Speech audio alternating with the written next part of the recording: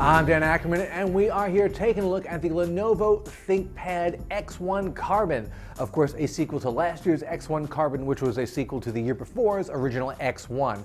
Lenovo says this is the lightest 14-inch laptop on the planet. I'm inclined to agree. It's a hair over 3 pounds if you get the optional touchscreen, which you should. It's a hair under 3 pounds if you don't. One of the great upgrades this year is an optional 2560 by 1440 screen, the same sort of better than HD screen that you see on something like the MacBook Pro with Retina display, or the Toshiba Curabook, or even Lenovo's own IdeaPad Yoga 2 Pro.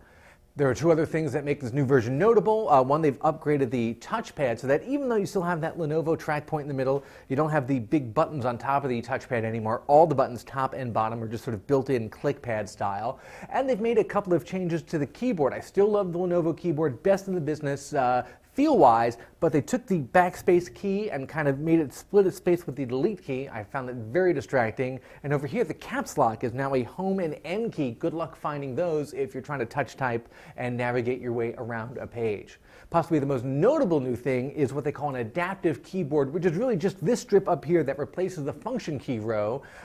It's backlit. It has about 4 different modes, and depending on what app that you open, whether it's a web browser or Skype or an Office document, you'll actually get a different row of functions, and that's actually kind of a cool idea, and it works well in the application that it works with. I'd love to see a future version maybe letting you, let's say, customize your perfect function key row and tie it to a specific app, but they don't have that yet.